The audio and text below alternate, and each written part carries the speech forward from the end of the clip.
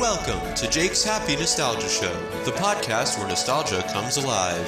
Since July of 2021, Jake and his friends have interviewed professionals in the worlds of acting, directing, writing, puppeteering, and many more. Who will they be chatting with in this week's interview? Find out in this Jake's Happy Nostalgia Show episode. Hello everyone, welcome to this episode of Jake's Happy Nostalgia Show, where nostalgia comes alive. I'm your host, Jake Deffinbaugh. With me today is our co-host, Chris Bixby and Matt Bingel. How you guys doing? We're good. How are you? How you doing, great. Doing great. Awesome. Who we got? Well, today's guest we have for today, he is a songwriter and record producer who had worked on shows like Sesame Street, Robot's World of Dr. Seuss, and he worked on others just as, some songs for, he's a part of other shows like for Noddy, Clifford, Magic School Bus Live, and other stuff, which we will talk about later on. Here he is, Dennis Scott. How are you? Happy to have you here. Oh, glad to be here. Hi, everybody. Nice to be in your world. Awesome. So to kick things off, we know who you are, but for those who don't, would you care to introduce yourself a little bit? Sure. I'll try to make it as brief as possible. I'm a producer composer, and my big claim to fame is that I've won 2 Grammy Awards and 2 Emmy Awards for my work in music and various albums and projects. And I've also I'm a writer, so I do that as well. And I'm a musician. And I also play in my own Beatles tribute band called the Wanna Beatles, which is really a nice. very fun gig. That's cool. Yeah, if you're a Beatle fan, it's like the best job you could ever have. But the awesome. other stuff I do is pretty cool too. So nice. Who are you in the tribute band? That's a great question. Well, we're not a look-alike band, so Okay. We can be whoever we want to be. Well, we just decide whose voice is best fitted for a given Beatles song. Oh, But it okay. also- Yeah. But it also allows us to be ourselves, and since we're born half comedians, we can have fun on stage with each other and engage the audience. I write parodies, so I wrote a parody for yesterday called Creme Brulee. And Oh my gosh. yeah, so that's I mean, awesome. if you were in a cover band wearing wigs and things like that, Right. you couldn't get out of character. But because we are ourselves, we can have fun with the audience and do that too. Definitely. Yeah. Awesome. Yeah. Definitely. Absolutely. So can you talk about your background and how you grew up? I grew up slowly. I started as a child. No, sorry, couldn't resist. I actually started being in showbiz, if you will, at an early age. When I was 5, I liked singing, and my parents indulged me in giving me lessons. And I said, I want to be on television. And they said, okay, we'll pick you up and put you on top of the TV set. I said, no, I want to be inside the TV set. So I started auditioning for shows, and I was in my first show, which was a Broadway show called Sail Away. We're talking about early 60s. And it was written by the infamous writer, not infamous, that's the wrong word. Well, yeah, maybe it's a good word. Noel Coward, who's like a beloved figure in British theater and also American theater. So it was his last musical that he wrote before he passed. And that led me to do commercials on TV and various other shows. I got to work with Sammy Davis Jr. on a TV special. Nice. Yeah, that was pretty special. And even Jonathan Winters. I was on a Jonathan Winters special. And so as a kid, I had a pretty successful career. And then at one point, I decided music was more of my passion and started writing songs. And here I am. Nice. Really Awesome. nice. Perfect. And that's the short version. So overall, as a child actor, what was that experience like? Boy, another great question. To me, it was a normal way of life. It was, at one point, because I was going on so many auditions, I was truant from public school. So my parents had to put me into a private school where they were a little bit more lenient. And believe it or not, there's a school in New York City called Professional Children's School. So I went there, I think starting the 4th through the 6th or 7th grades. And so getting out of school to go on an audition or do a taping of a show or something, it was pretty natural to me. I did have a little normalcy. I was on the Little League team, but I always seemed to get nosebleeds on the sitting at the bleachers. So I kind of figured maybe I ought to stick to the singing and the dancing and that stuff. Nice, really nice. So how did you first get into songwriting? Well, I was a late bloomer when it came to songwriting. I was really more into theater and performing, but at a certain age, I realized I didn't want to be one of 1,200 kids trying out for the same part. The odds were really against you, and I loved music. So in high school, I started my own little band, and we played lots of Beatles music there too. And in college, I started. I studied educational theater, and I have my certification to teach. In fact, I did substitute teach for a while, which was an interesting experience. More like how to survive being a teacher in a school was more like it. But eventually, I started writing songs, and I wrote a novelty song called Captain Kirk's Disco Trek. Oh, okay. As you can tell by the title, it was kind of during the age of disco music, but I was a big Star Trek fan, and I thought discotheque, disco trek could be a funny song.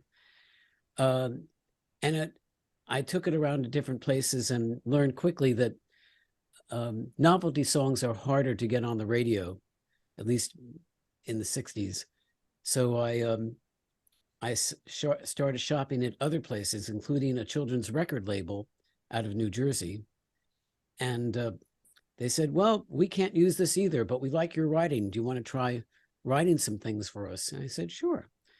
And I did an album with them. And after that album, I said to myself, well, what do I do now? So I took this album and I brought it over to Sesame Street, introduced myself, and said, well, this is fun, but we can't use it, but maybe there's a project in the wings that you might be able to participate in. So they said, come into Sesame Street like 2-3 times a week, which I did. I put on a tie. I wasn't an employee, and I did it for free, but they said, we have this project called Sesame Street Country, like Sesame Street Goes Country album. Yes. And Yes. they said, Yeah. You've heard of this album? Oh, yeah. Yes. Yeah, Yay! I think so. Mhm. Well, this is the inside scoop. So they said, we need guest celebrity artists to perform with the Muppets on it. So we want you to make calls.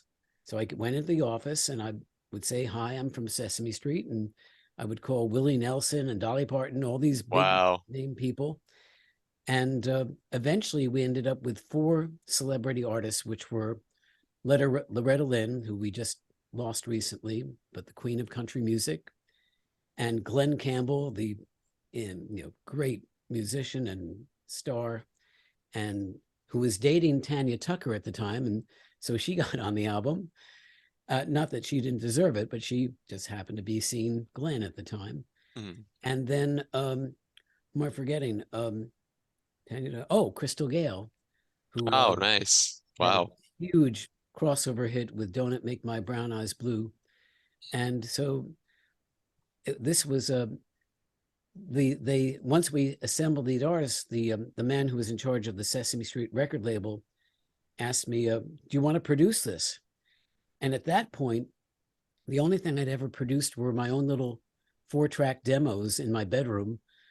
And I'd never produced a full album, but my mother said, never say no. So I said, sure, I'll produce it.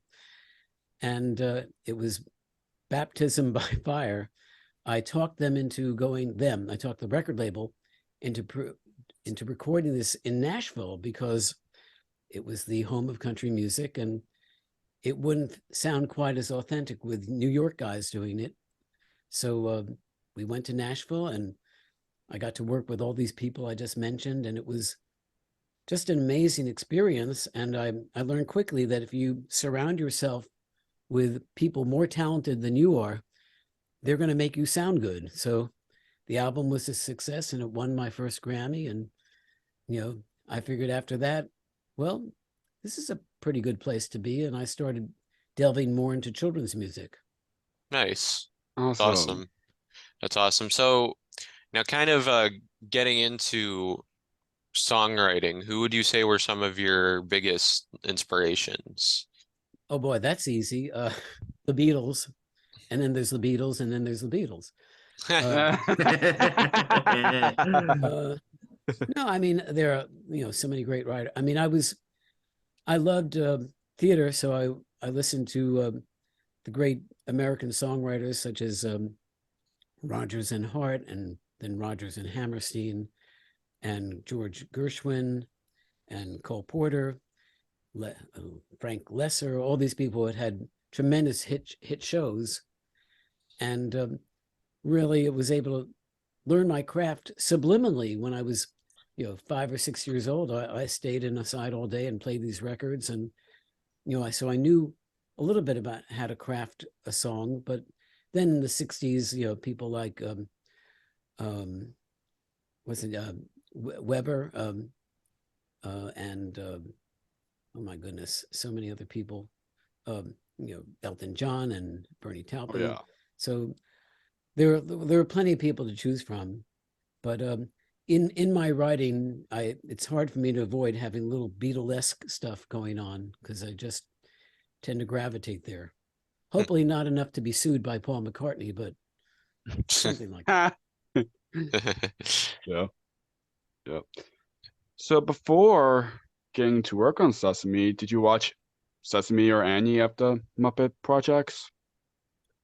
Well, yes and no. I was kind of a little past the stage of watching Sesame Street, but I did respect the talent that came out of there. And when I would watch it, I would see that this is a show that not only appeals to children, but also writes on a secondary level where there are these little jokes that if you're an adult, you'll get it. And if you're a kid, it won't offend you.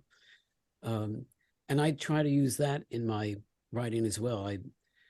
I think the most important thing about writing for kids is try not to sound like you're writing for kids.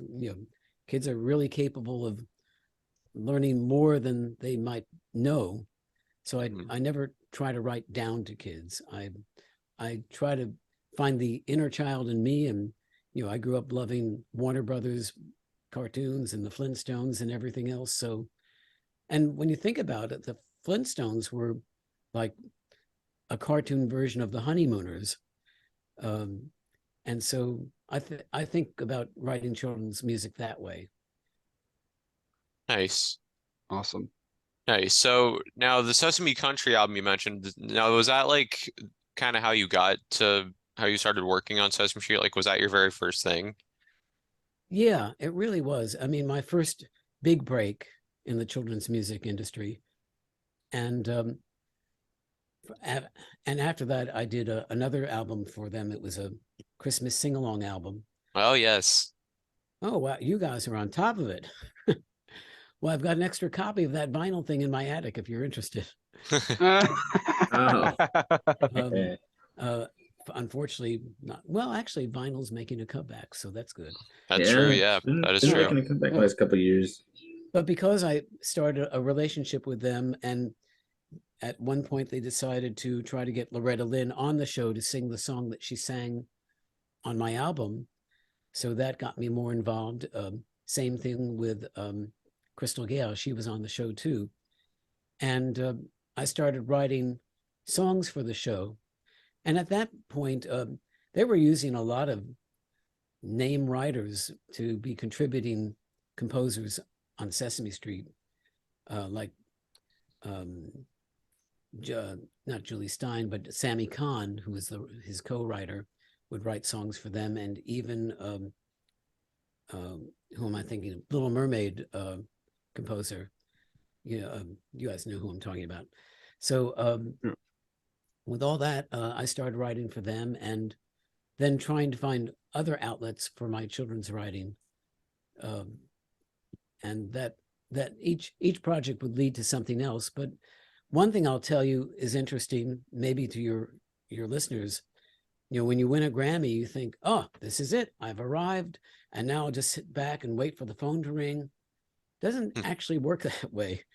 You really have to still put yourself out there and try to make new contacts. And the reality is, I came home after winning the Grammy and going out to Los Angeles and walking the red carpet.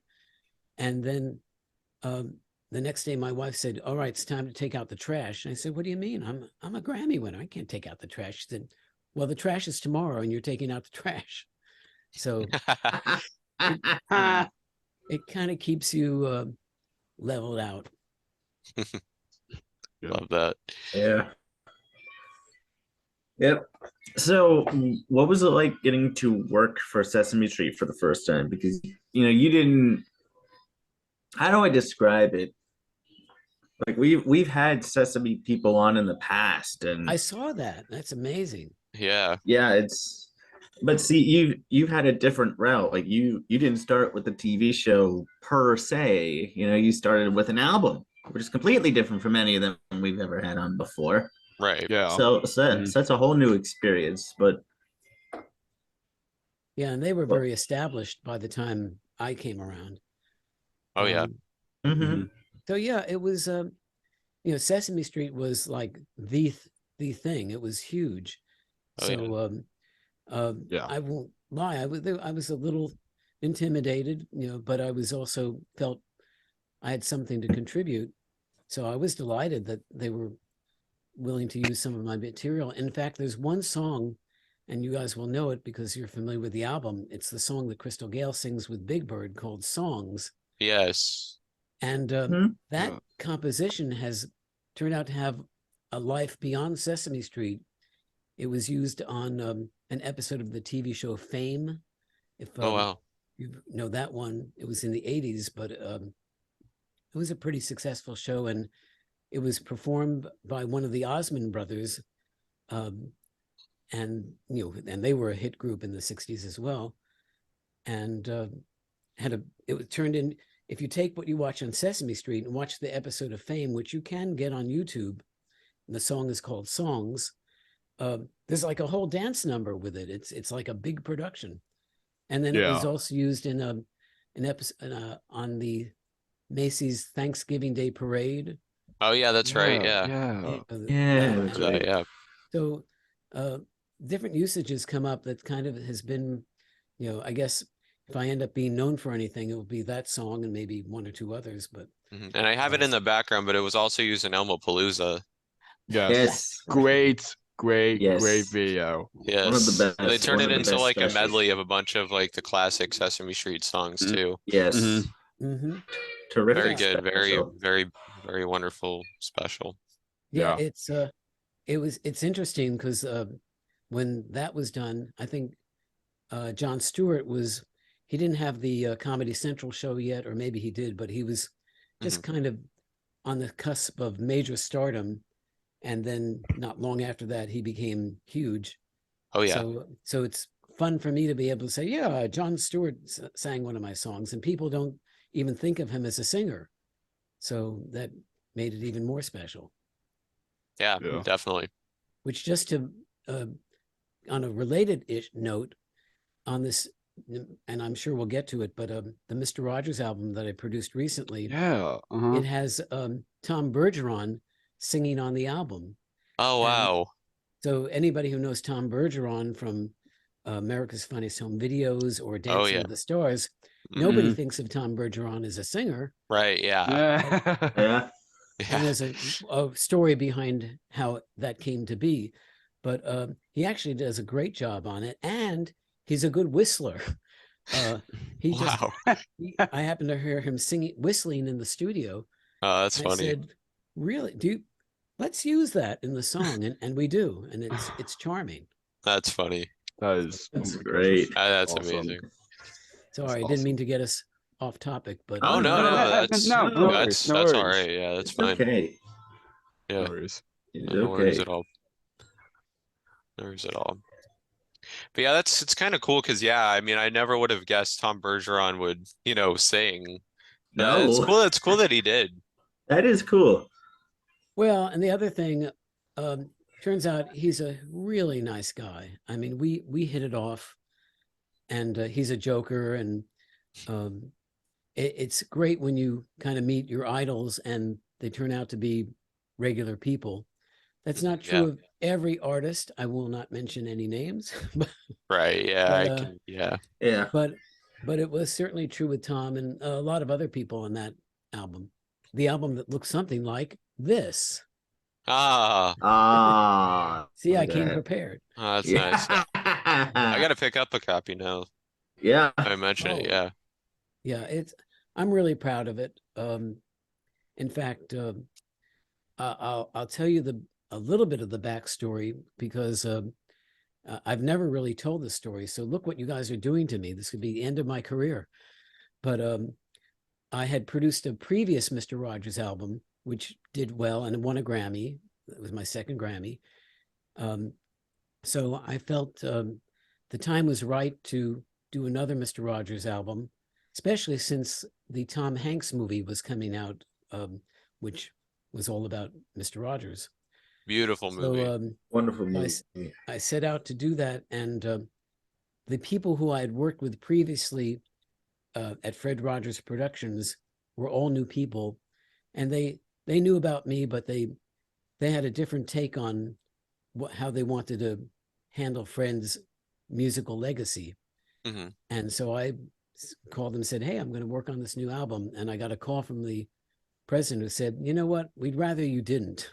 I said, "What are you talking about? This is Fred Rogers. This is his music. I mean, we need to keep that alive."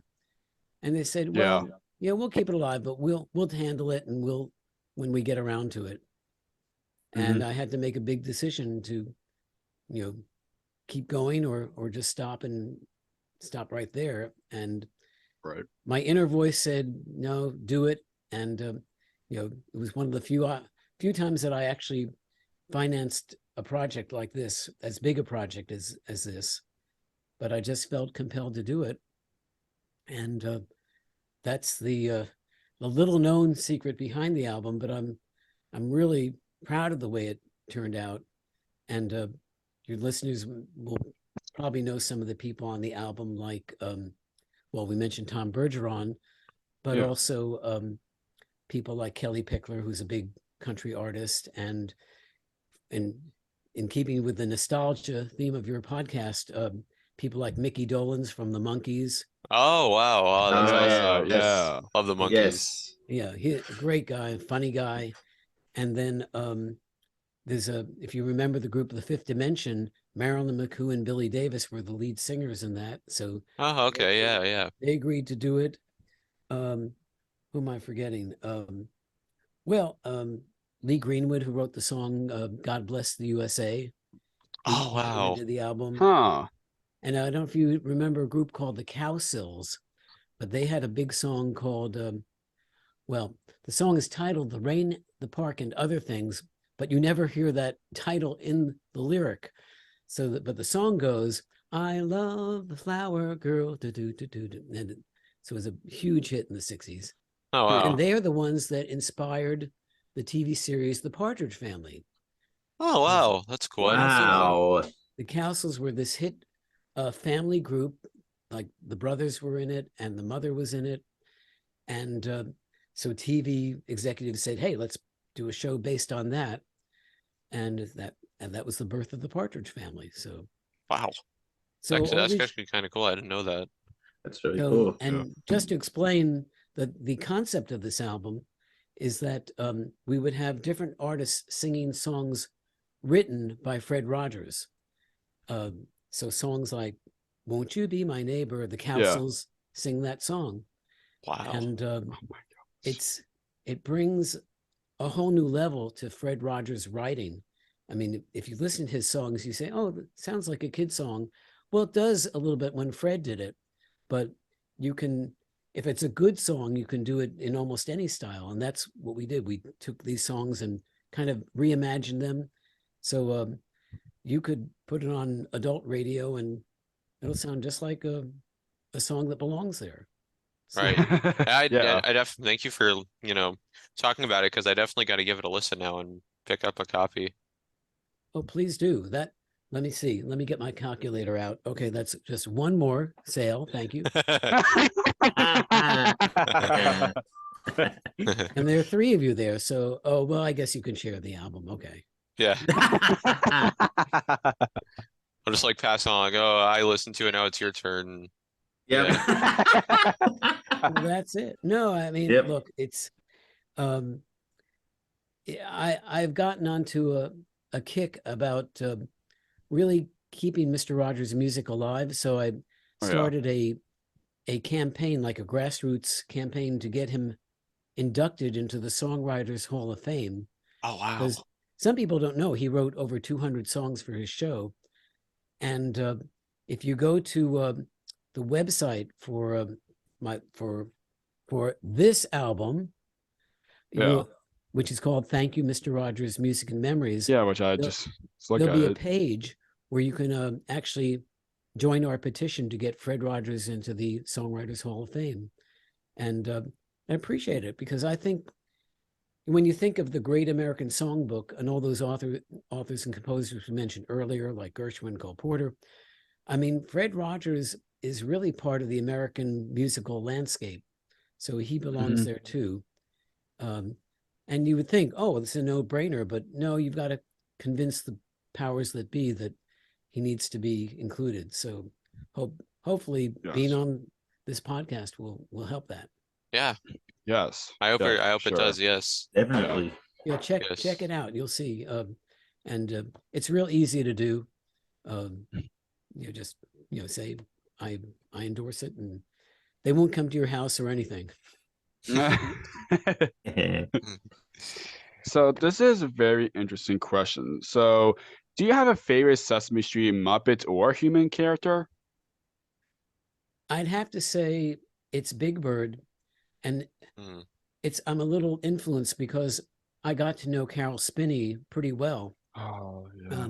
We just got along well, and he liked my music and I liked his talent. And we started a friendship, and I got to know him and his wife, and even went out to his beautiful home in Connecticut, where it was on several acres of land, and he had a man-made pond with little paddle boats, and he had a Japanese pagoda, which was covering up a skating ring, and he had a huge train set collection. He was kind of like a man-child, and so he's pretty special in my book. Yeah. Nice. We've done Big Bird all those years, Yeah. What about anyone from the human cast? Do you have anyone like a favorite from the human cast? Yeah, again, I'm kind of influenced, and this might seem interesting, but the gentleman Bob McGrath, who was the yes, also rest his soul. Yes. Yep. Yes. Well, interestingly enough, when I was like 6 or 7 years old, I was on this TV show called Sing Along with Mitch. So you can look it up, and you'll see it was this gentleman who was actually a music industry mogul. He worked with Columbia Records, but I don't know the whole story how he got into television, but he had a little goatee beard, and he would conduct everyone and sing along all these songs. Well, Bob McGrath was the lead tenor on that show.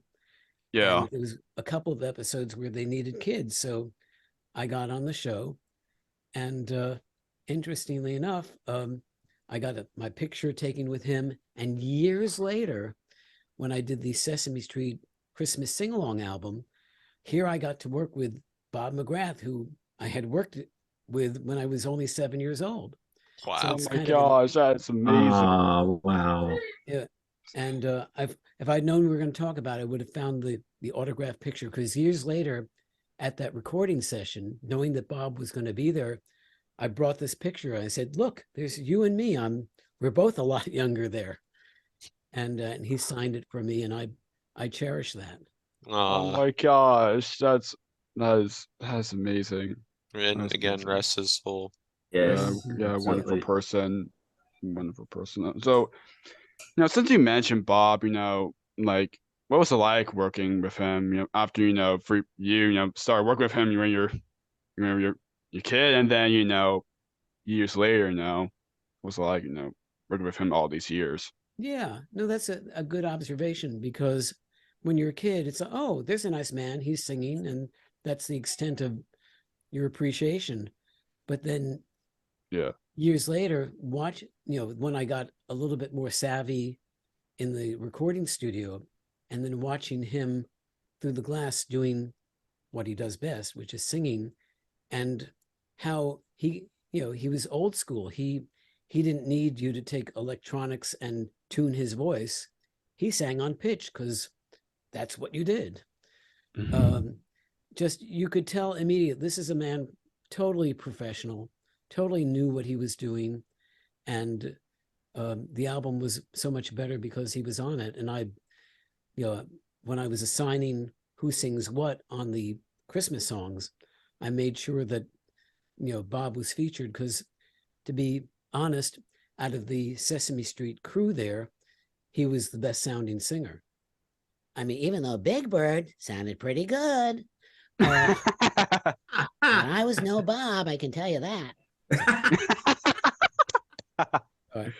Sometimes I do a one-man show, and I'll go out and I'll sing my song called Songs, which has Crystal Gale singing, and then it's Big Bird. So when it comes to the Big Bird part, I try to do his voice. They get you humming, they start a strumming. So anyway. That's a good Big Bird. That is. Well, thank Yeah. you. Yeah, Yes. dude. It'll be my next career. So Yeah. this may be a difficult question to answer, but do you have any favorite songs you wrote for Sesame Street? Oh, it's really not too difficult, because that song that I mentioned called Songs, that did so well and had so many other uses. And it's interesting because it was one of the earlier songs that I did.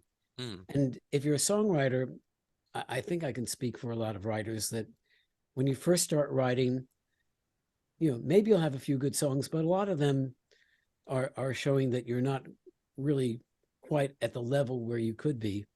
And that's true of, listening to things that I've written way back when and said, yick, what was that?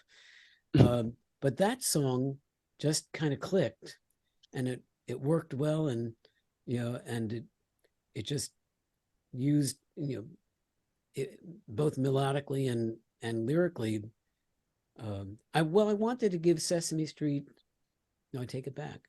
I wrote this before Sesame Street, but I wanted to have a little bit of that Sesame Street vibe.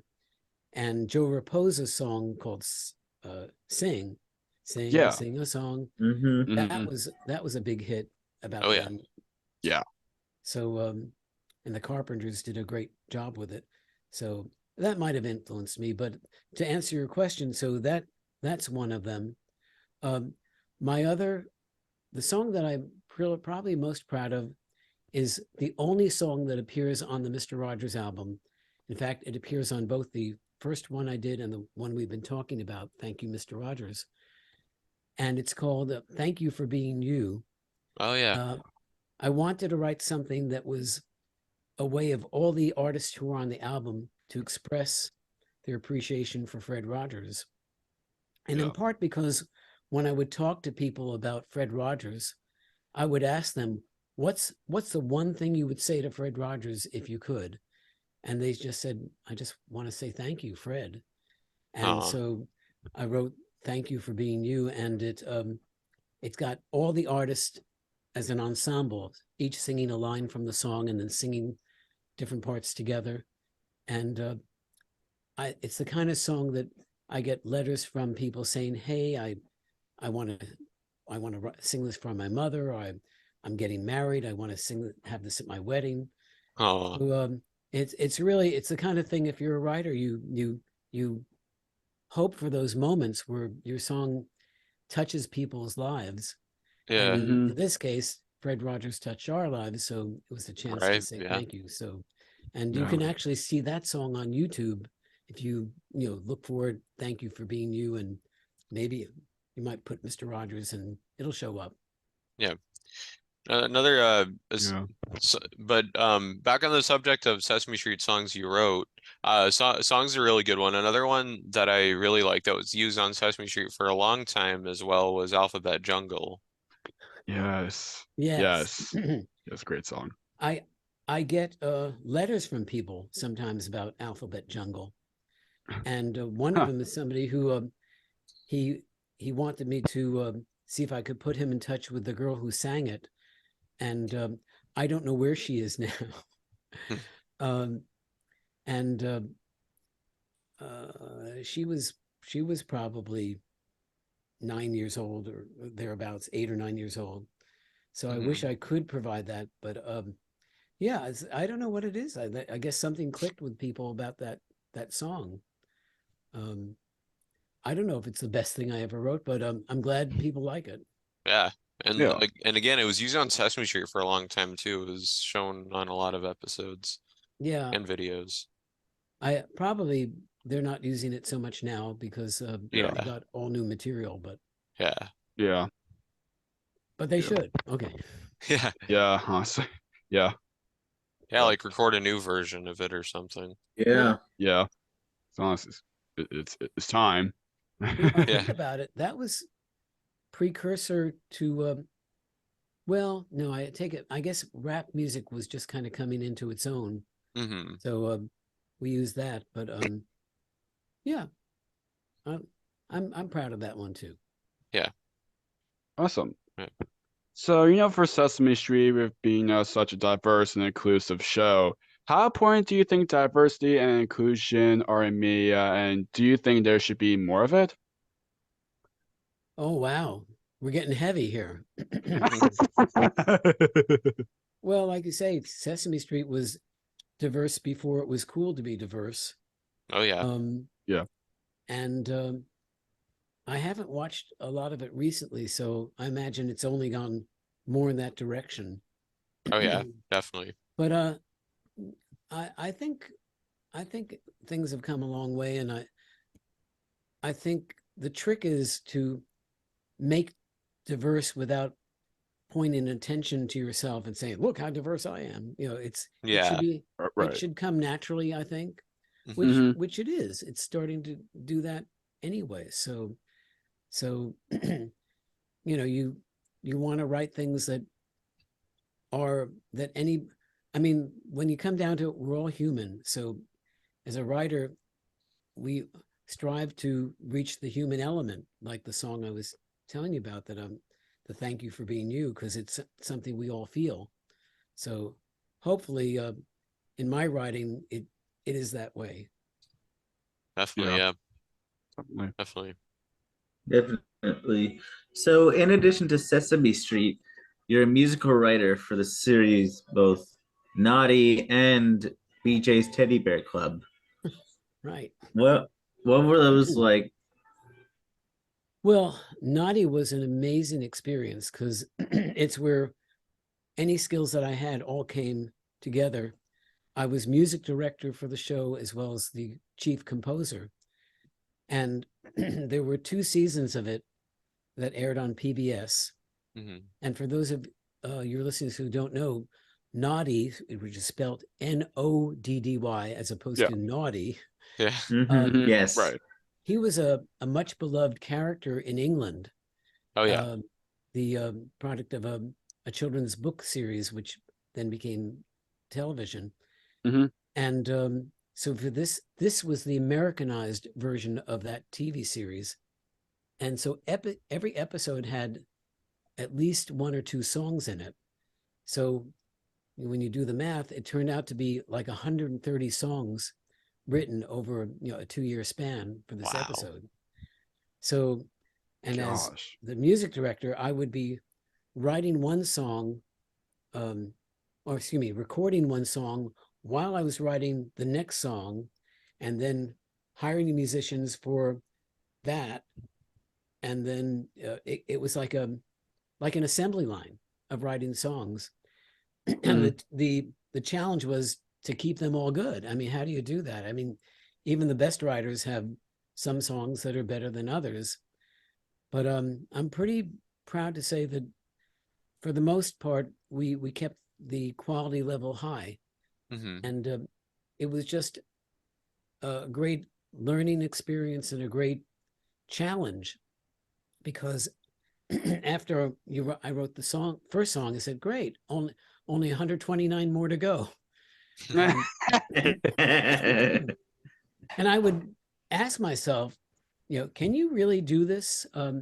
Maybe you need to bring in other writers. And I thought about that. And I thought, well, let's see if I can get past this next song, maybe I'll be okay.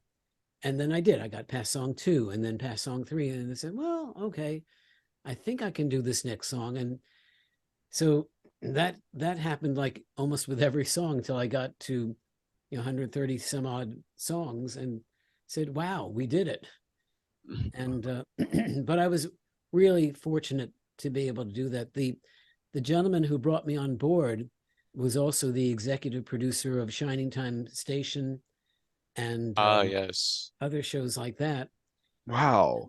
And, he knew that I won a Grammy and he knew some of my work, but even with that, everybody in this business, you tend to hire the people you know already and not bother with the newcomers. But he took a chance on me, and I'll always be grateful for that. Definitely. Yeah. Oh, and you mentioned BJ's Teddy Bear Club. Yes. Yeah. That started as an album that I developed with singing. The concept is just what it says. We do a reading from the Old Testament stories, and then there'd be a little lullaby after it. And then I was approached by someone who said, it would be fun to turn this into a series of some sort. And he did. By that time, I had just worked on Noddy. So by comparison, there weren't as many songs. And they were also budgetarily challenged, as I like to put it. So we had to use some songs that I already had in my catalog and just reframe those.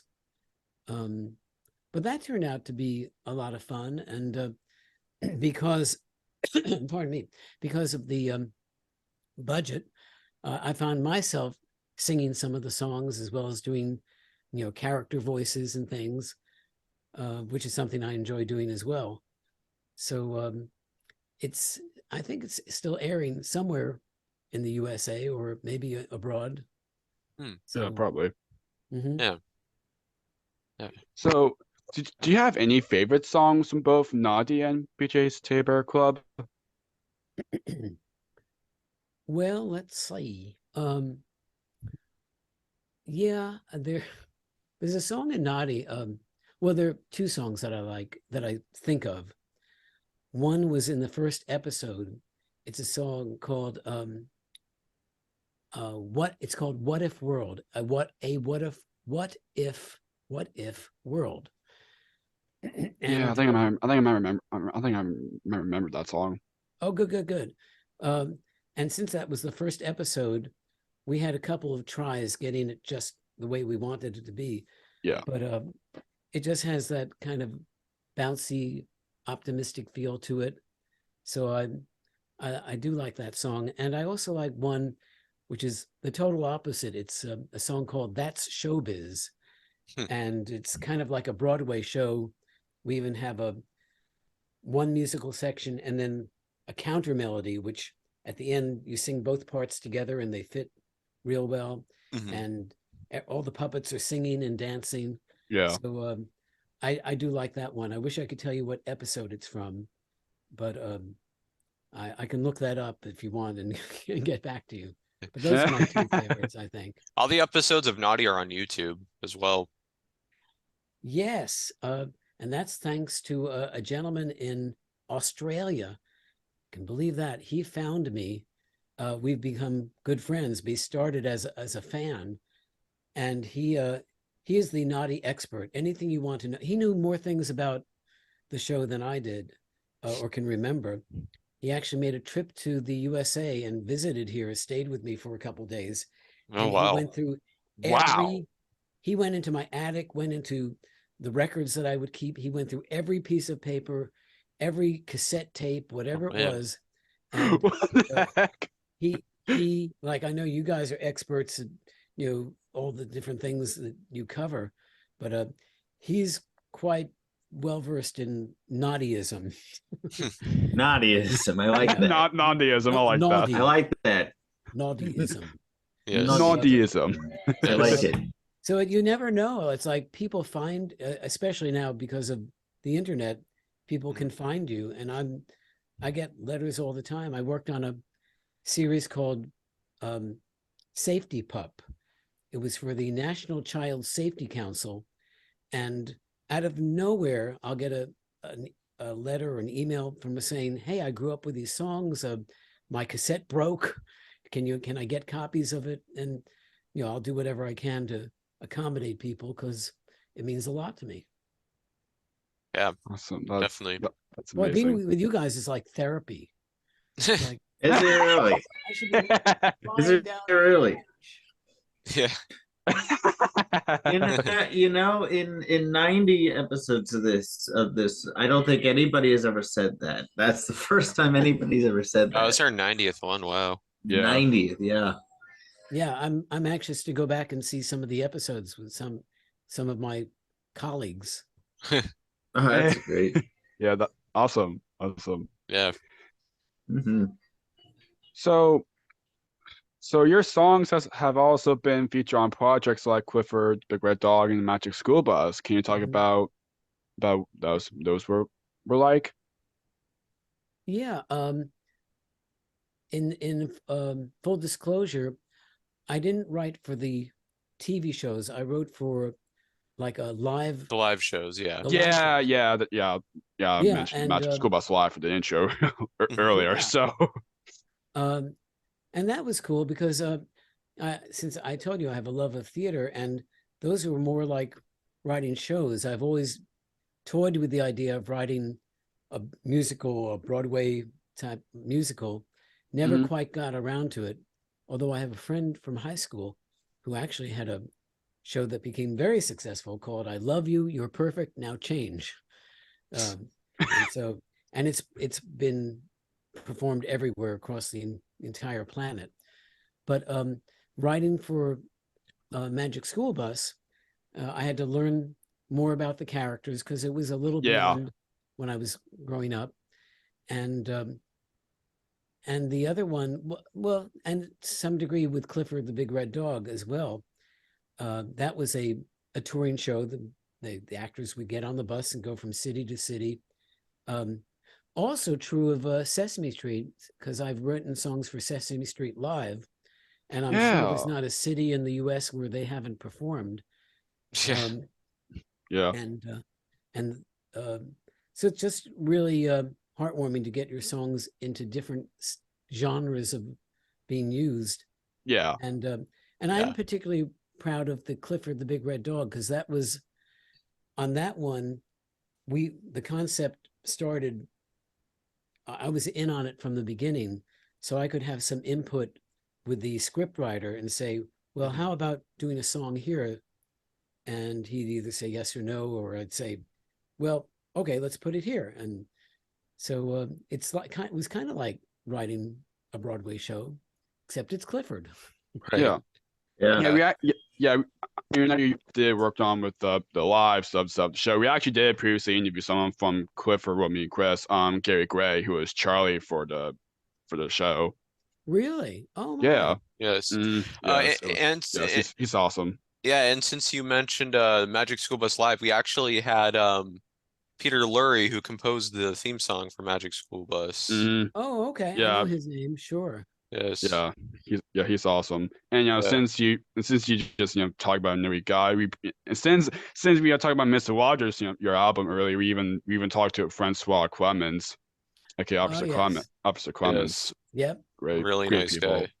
Yes, Yeah, they're all Yes. really nice people. Really Um, great. yes, and I know Sure. one of our other favorite puppetry projects that you also worked on was the Wobulous World of Dr. Seuss. hmm Yes. Yeah, and I wish I could remember how that came about.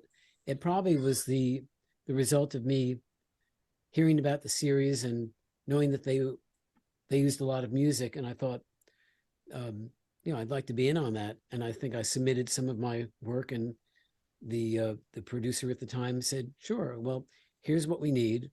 So I wrote a custom song for them, and I think I only wrote one song. No, maybe there were two. I don't remember now.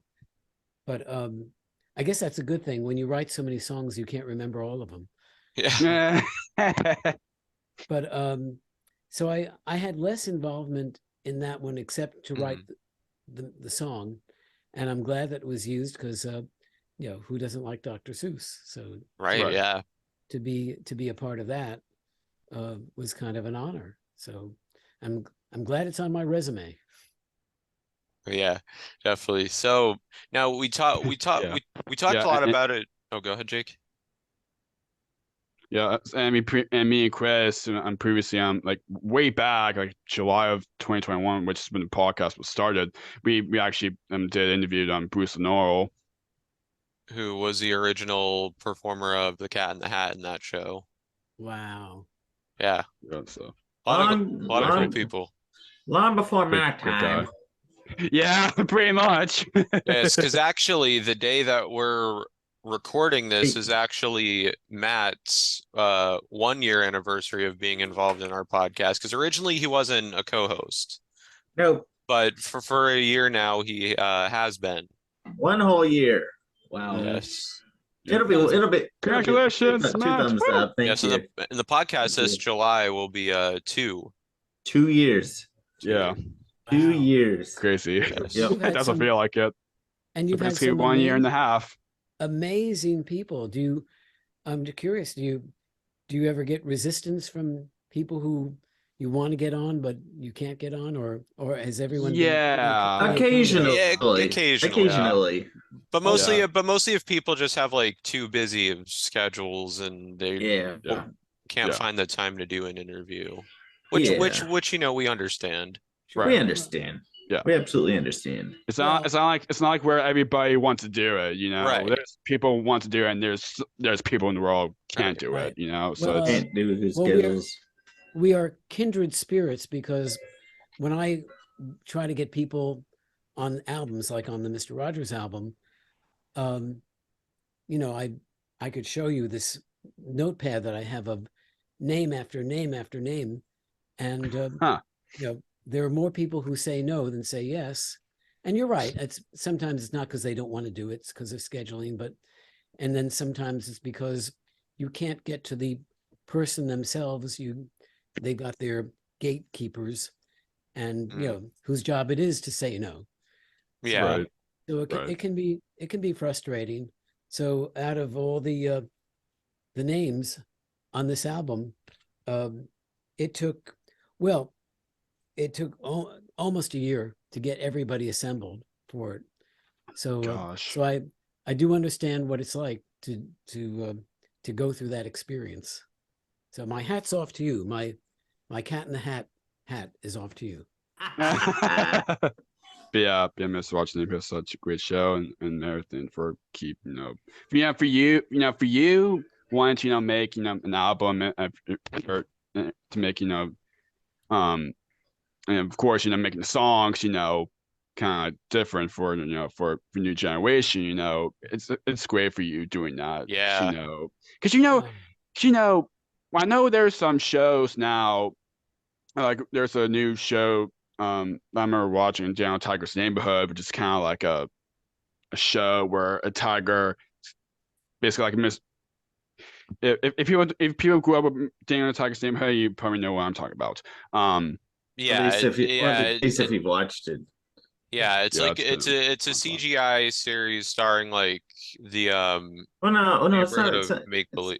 Well, not not that C. not CGI animated. Well, yeah. Sorry, Yeah, it's an animated show starring like the neighborhood of make believe characters, Yeah. yeah.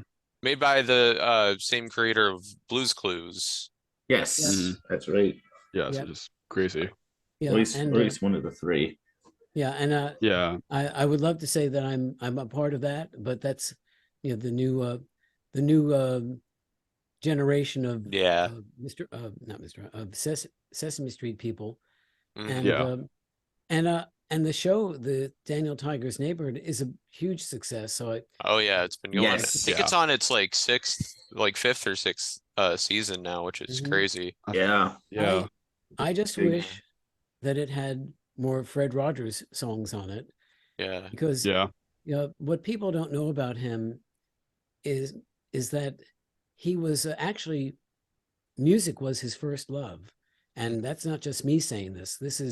This comes from his wife telling me directly that that was his passion, and the fact that he was able to direct every one of his shows, as well as write the scripts and write songs for it and perform those songs, is evidence as well. And I think the best way to honor Fred is to also honor his music, and that's kind of why I've done what I've done.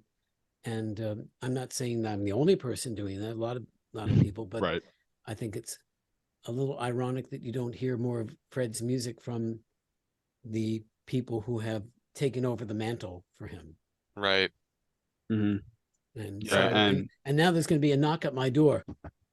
All right, Dennis, we heard what you said. But Mi- yeah, Yeah. for you, making that, it's just wonderful. People should know more about Mr. Rogers nowadays. Yeah. 'Cause, there's not a lot of shows like that nowadays. Yeah. And So Mr. Rogers, I mean that started before Sesame Street even yeah, which is crazy. Mhm. premiered. Yeah. yeah, Yeah, he was. I don't want to occupy all the time with it, except to say that right. he was the real deal. Oh yeah. He was the way you see him. And if you can imagine this, Yes. people would write letters to him, and he would write back to every single person, handwritten Wow. letters. I mean, later on he may have switched over to email, but through all those years, handwritten letters to He never missed one of them. no. That's He's never amazing. That missed, is amazing. You That have goes to to show be. how a great person he is on and off the camera. Like, that's what a person he always is, Yep. Out of the Yep. show. That's what he is. And that's amazing. No one Yeah. can be like Mr. Rogers ever again. Yep, You you're know? right. And also, since you mentioned Bob, and 'cause I remember you said where you and Bob met again, and you showed the picture, and then you signed it. Well, I actually want to show something, which Oh, Which here I it kinda- goes. which I can't, Here which I it kind of, goes. which Did I send it to kind of, you?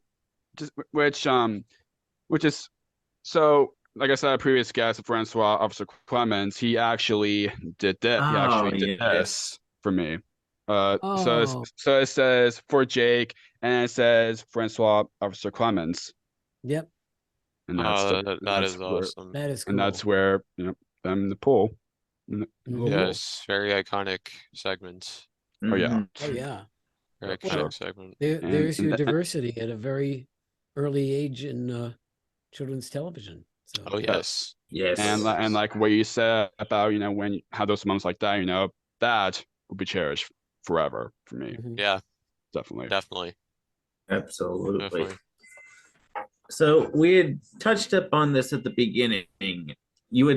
You started leading a Beatles tribute band, the Wanna The Beatles. Wanna Beatles, yeah. Can you talk about how that began? Sure. It's kind of a favorite little story because as a musician, not only do I write music, but I also play it. So when I lived in New York, I was playing at people's weddings and parties and as a guitarist. And then I moved to Nashville, and I was playing some clubs and places, and I was working with 4 other guys, and we were playing at a Mexican restaurant, not doing Beatles music, but just playing, songs that people know. And then one day I said, "Hey guys, we all love the Beatles. Let's do some Beatles songs," and we did, and people started reacting to it. And the next time we'd come in and they'd say, "Hey, can you play some more Beatles songs?" So I went over to the club manager of this Mexican restaurant, and I said, "Hey, how about having a Beatles night here once a week or so?" And he said, "Sí, Beatles and fajitas." So I said, "Yeah, let's do it." So that's kind of how we started. I'm thinking it's about 2006, 2007, and we've been together all these years. And from that meager beginnings at a Mexican restaurant, now we play theaters and corporate events and things like that. And we're just having a blast. Nice, yeah. Awesome. Great. Nice. Yeah, Awesome.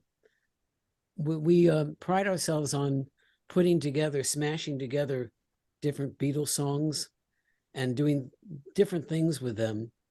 We do the whole Rubber Soul album, which is 12 songs, and we do a medley of them, one after another, condensed versions of each, because we find if we don't do that, we never get to all the Beatles songs that we want to play. So it's our way of, letting the people hear them, but also getting the satisfaction of using the songs, because I'm the one who puts together the set list.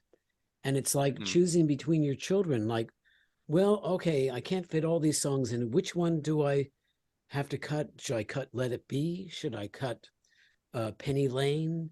It's like, how do you make a decision like that? So Right. So this gives me a little more freedom to include more songs in a show. Definitely. Yeah, sure.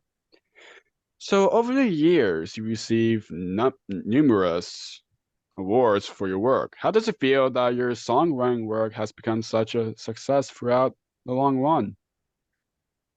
Oh, well, you know what? My candid answer to that is because I have some students. I offer an internship at our beloved music school here at Belmont University. And I tell everyone, there are elements that go into success. Talent is one thing, but another big thing is persistence. Some of the most talented people in the world you may never hear because either they don't have someone plugging for them, or they can't. Their temperament is not such that will allow them to push themselves get in front of people. Mm-hmm. I guess I have a little bit of a balance there. I've got enough ability to write things that appeal to people, that are pleasing to people, and stick with people. But I'm also the product of a very how shall we say, a very strong-willed mother who I miss and I love, but and my dad, who had loved music and was a go-getter. So put those together, that it allows you to be in the right place at the right time, because if you don't push yourself into those places, one of those elements is missing and it won't happen. So I'd say I'm just glad that I had enough skills accumulated by the time I was in that right place and right time. And that's what enabled me to be having this conversation with you guys here today. Nice, yeah. So, Awesome. Mhm. Awesome. so I'm kind of curious in terms of like let's say Sesame Street and Noddy. Do you still keep in touch with anyone from either of those? Um, I do stay in touch with the gentleman I was talking about, who was the executive producer. We stay in touch. In fact, he calls me for various projects. The inside scoop for you guys, you are truly the first people I'm mentioning this to, but I worked on creating a theme song for a character who is the world's first tooth fairy. Her name is Abella. I could run over to the closet and get you a picture. In fact, I will. Here we go. Sure. Okay. Sure, you can do that. Okay, sure. Sure. This will be. Nobody has seen this. Well, they've seen the books because it's based on a character named Abella, and she is the world's first tooth fairy. Wow. Huh. Written by a woman named Zane Carthan Carruth. And my friend from Noddy brought me in on the project because they needed a theme song. And we just finished that just weeks ago. And they've done a pilot of it. And with any luck, maybe it'll get on children's television. We'll see. Yeah, that'd be awesome. Hope so. So that, now I forgot how we got onto that question, but so you guys have to rein me in now. Yeah, I was just asking you if you were if you still keep in touch with anyone from Sesame Street or Noddy. Yes, you were. So yeah, and then well, from the first Mr. Rogers album I did, which had Crystal Gale on it, I'm still friends with Crystal and her husband. And I'm thinking there are some other people at Sesame Street. A woman who is very involved in the show, Sharon Lerner. I stay in touch with her. And there are probably other people that I'm forgetting. I don't talk that much with Chris Surface, but every once in a while our Facebook pages will, cross each other. So, and with Noddy, there are a number of people I stay in touch with them. Some are not with us anymore, but most of them are. There's a very talented singer here in Nashville, a friend of mine called Gary Janney, fantastic singer, and he played one of the penguins on Noddy. So, okay. Huh. Yeah. There's some people. Yep, you make friends along the way. Definitely. Yep. Mm-hmm. Definitely. So, overall, what do you enjoy most about your work as a songwriter over the years? Well, I think what I like most of all is the challenge. I mean, when somebody says, okay, we need this song written and we have to have it on our desks by, tomorrow morning at 9:30, it's like, oh no, how can you do that? And so it's very gratifying when you're disciplined enough and have enough skills to actually accomplish that.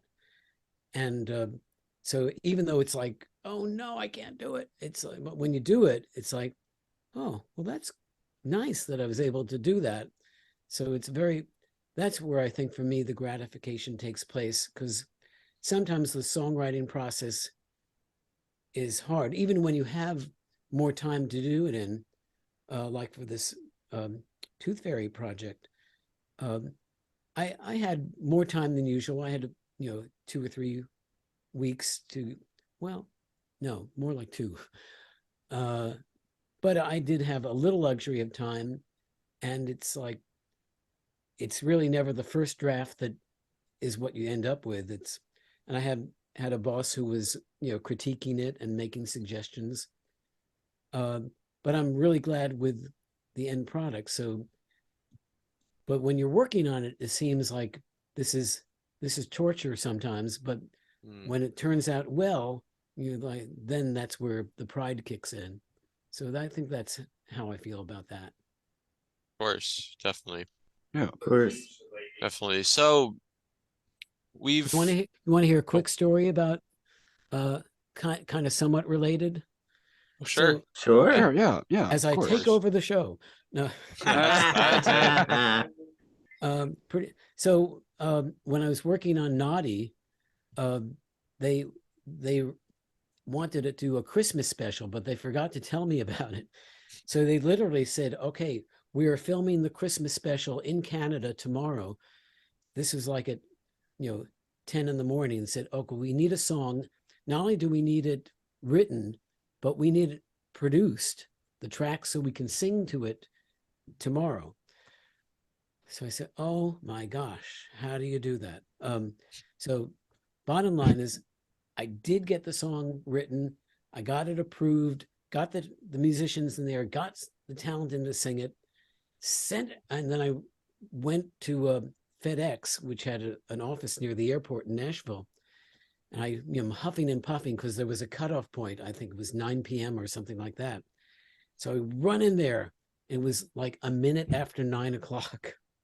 And they said, that's it. We can't accept any more packages. So Gosh. I got into my car and I found this little tiny street which went onto near the runway of the airport. And I got out of my car and I saw a FedEx plane and I went waving this package. It said, please take this package. And believe it or not, I mean, somebody came out and said, you are crazy. We could have you arrested. And I said, well, could you first take the package and then arrest me? That's funny. So it made it. Oh It my got there God. on time. That's good. It's a relief. Okay, that's good. That's I haven't thought about that in a while. I'm having a flashback. So oh my anyway. oh my gosh. Okay, and now I return the regularly scheduled program back to you guys. So we've talked a lot about your work in the past, but can you share any projects you are working on now? Well, I already mentioned the world's first tooth fairy. Mhm. So that's there may be more assignments to come with that. And then I'm kind of busy with the Wanna Beatles right now. We got a number of gigs coming up. Hopefully we'll be coming to a town near you, or if you guys have some nice theaters, just send me an email. We'll go after them so we can meet in person. Of course. But this is the time of year when things kind of have a little bit of a lull to them in the writing department. So that's why I put on my performing hat, and that's where the Wanna Beatles come in. Nice. Nice. Yeah, I'll definitely have to check out a show if Absolutely. one comes to my area. Absolutely, yeah. You all live in the same area or in different parts of the world? No, I live in No. I'm in Massachusetts, and then Matt and Jake are in different parts of Maryland. Oh, okay. Yeah. We love playing at historic renovated movie houses. Okay. That's a good fit for us. We love the intimacy of those places. So that, and plus strip bars. No, I'm just kidding. Just kidding. I didn't say that. You can censor it out. I'm kind of curious, since I know you're, of course, a fan of the Beatles. Do you have a favorite Beatles song? Yeah. My favorite actually happens to be the same one that is Paul McCartney's favorite. At least he's quoted as saying that. It's a song from the Revolver album called Here, There, and Everywhere. Ah, yes. Yes. Very Just a good beautiful song. Beautiful song. And yes, Revolver's a good album. Love that it one. is. Yes. And they just are they've just remastered it. That's right. Yeah. Yes, they do. Yeah. Using some amazing techniques where they can separate the instruments, which were all on one or two tracks, and now all of a sudden the drums are by themselves and the bass is by themselves. I mean, what a world we live in. Right. So Definitely. Revolver is great, and that song is one that the band and I shied away from it because it's in a very high key, as are most of the Beatles songs, and we kind of took turns to see who can do the best job singing it.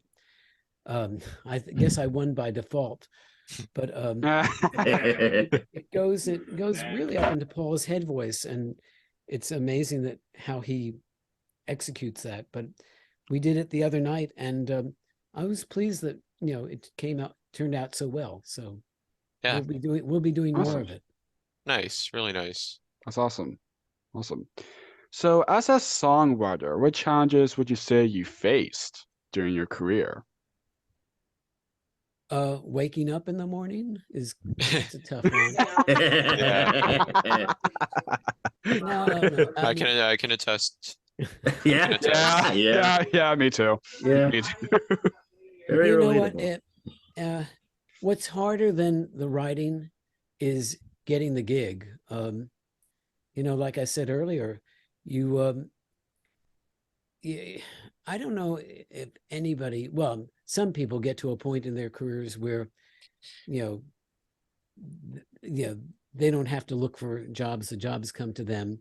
And some jobs do come to me, but I found that, you have to keep yourself in the loop of what goes on. And there are a lot of shows that I don't get called for because you can't be everywhere at the same time.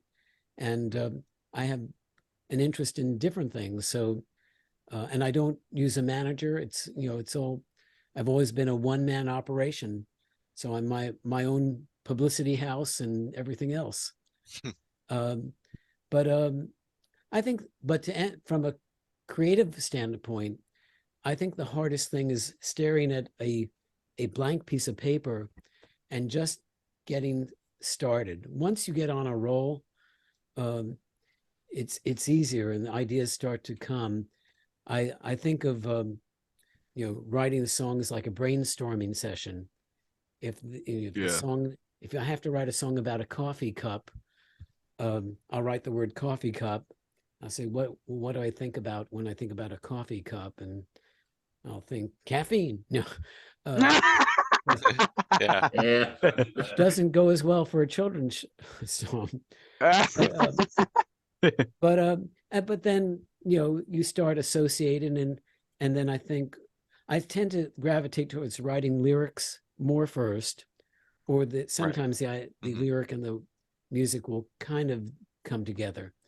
But that's the hardest part. Just looking at a blank page and getting started.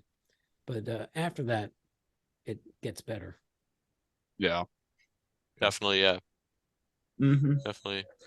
So what piece of advice would you give to anyone who wants to get into writing songs? Oh, well, if you love writing, by all means, you should do it. And if you want, it depends on kind of what your goal is. If you're writing songs for yourself, then you can write anything you want in any way you want to write it. But if you're trying to get songs that might have some commercial appeal, I would, there are a lot of great books which talk about the craft of writing. And you should at least, even if you're just writing for yourself, maybe familiarize yourself with that, because you might want to play it for a parent or a friend and you want it to sound somewhat decent. And then if you play an instrument, that's helpful, I think, having some knowledge about chords and structure. I think that's helpful to write something good. That's what I would say. Definitely. Awesome. Definitely. So what would you like to say to the fans and supporters of your work on Sesame Street and other projects over the years? Oh, well, here's where my song comes in. I'll sing the hook of it. It goes, "Thank you for being you. Thank you for, even finding my music and appreciate it, and the letters that I've gotten over the years, and people who just surprised me and put a smile on my face saying, I heard this song and I played it for my parents or whoever. It means the world to me. It's really what a writer lives for. And the other thing is, I know we've kidded about it. I've been, being a little bit pushy about putting this on the screen. But I do hope it's got a nice inside too. Let's see what's on the inside. Oh, look, there we go. But if you are a Mr. Rogers fan, or even if you're not, I mean, I appreciate the attention, but I think we need to all chip in. Mr. Rogers did so much for us. I think the least we can do is, make sure that his legacy is honored. And so I hope you'll all go out and check out this album. Thank You for Mr. Rogers, Music and Memories. You will hear his songs like you've never heard them before. And that's just not me bragging. It's just he deserves to have his songs, covered by a lot of different people. And that's what this album does with, and the fact that we have interesting and famous people on it, that doesn't hurt. And then you'll get to hear my thank you song at the end of it. So the easiest way to hear them and just audition them without having to download or stream or pay for it immediately. Pay for it eventually would be good. But if you go to thankyouMrRogers.com, there's a page where you can listen to little excerpts of them. And we also have videos of me talking with Mickey Dolenz and all these famous people. It's fun. And then you can go to that petition page and, get Fred inducted in Songwriter Hall of Fame. And there's even, we didn't talk about this, but Mr. Rogers' birthday is on March 20th. And I put together a video called Happy Birthday, Mr. Rogers. And you can find that on YouTube as well, although there are several birthday things, but this is the one that has Tom Bergeron and other people on it. Wow. And that is awesome. It really, you'll hear interviews with people, expressing not only thanks, but telling interesting stories that we were talking about earlier about how Mr. Rogers wrote back to them, and you'll find it touching. And then you'll hear little excerpts of, there's only one musical thing on that album, but that's on that video. But and then you must think I'm like obsessed with Mr. Rogers, but I also put out an audiobook called Mr. Rogers Now More Than Ever, and you can find that wherever audiobooks are found. So that's me. I kind of live a little bit in Mr. Rogers' world, maybe too much, but I've gotten to know him through his music and feel that it's part of my calling for whatever it's worth. So just like you guys do what you're doing. Right. Yes. Yeah. Of course. Yeah. And thank you for telling us about the album. So thank you for that. Well, and I will definitely check it out whenever I have the time to do it. So thank you for that. And yes, and another kind of interesting show that you worked on that I wanted to just talk about kind of briefly is the show Dooley and Pals. Oh yeah, that was related to the same people who put on the BJ Teddy Bear show. Wow. They had this other character that they wanted to turn into a show, and it had a lot of songs as well. And started with it's actually there's some good songs in that show actually. Oh well, I hope they're the ones I wrote. Yeah, no, that was fun, and I got to work with some of the characters who were vocalists on Noddy, the guy who played the robot on Dooley and Pals. His name is John Sherberg. Well, the guy who did the voice anyway. Yeah. And so, that was another labor of love. I got to work with, people I enjoyed with, and, I do love working. So, because working, it's, they say if you enjoy what you're doing, it's not really work. And I think there's some truth to that. Yeah, definitely. Yeah. And speaking of that show, me and Chris actually interviewed him back in late of 2021. Yeah. We actually interviewed one of the kids who did Chris, aka Justin Notario. It was fun. Cool. That's I great. never got to meet the kids. Yeah. Yeah. Yeah, very awesome. Yeah, you Very awesome you guys organization. get around, that's for sure. Yeah, Oh yeah, Yes. we do. Fine. We yes, definitely do. yes for sure. Yeah. So if people want to contact you, where can people find you? I'm very findable. I have a website. It's dennisscott.net, www.dennisscott.net. Just spell my name out with S at the end of Dennis and Yeah. S Mhm. at the beginning of Scott.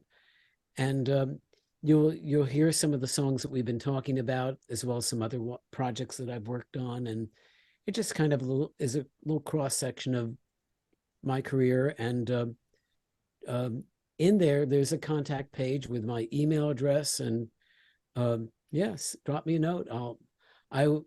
In the tradition of Mr. Rogers, I will respond to it. Yeah. I may Oh, not that's write it awesome. out by hand, but I will email Right. it. Yeah. Yeah. Yeah. Yeah. Yep. Everything Thank will be you, in the guys. description below. Yes. Yep. Yeah. So Matt, why don't you take us out with the last question? Yeah, I haven't asked this question in a while. We always ask this at the end of every episode with every guest. Of course, this podcast is called Jake's Happy Nostalgia Show.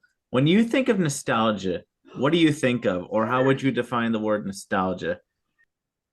Oh, wow.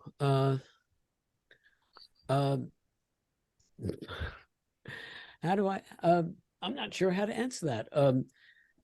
I guess it's a throwback to a different era. And I would say usually the underlying message is if it's something you're thinking about that goes back, it's something that makes you feel good. So Mhm. it's and it's Exactly. there's something inherent in that time and space that is of value that either made you feel better about yourself or just gave you a good laugh, or in the case of Beatles music, it's just great music. Mhm. So I think of it as a very positive word. It's I wish there was I think there should be as much nostalgia as people can take. Definitely. Yes, great words. Great And words. you guys are Absolutely. guardians of the nostalgia. So Yes. Oh, thank you. hail to Thank me. you. Thank you. Yes. Definitely.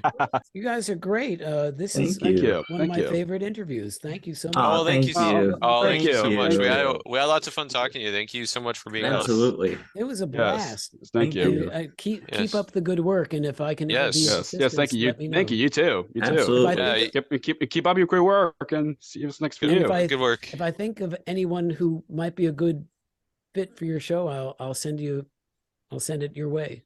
Well, Well, cool. If you well, need yeah. anything, please let me know. It'd be my pleasure. For all Yes. of our viewers and listeners, this brings another episode of Jake's Happy Nostalgia Show to a close. We've absolutely enjoyed our time with Dennis Scott. And until next time, Yeah, thank you very much, Dennis. yes, thank you Yes. very much, It Dennis. was- And it's as our always, pleasure. everyone, remember to keep nostalgia alive. Bye-bye. Keep nostalgia alive, everybody. Take Bye. care, everyone. Bye-bye. See ya. See you next Bye. time. Bye. Bye.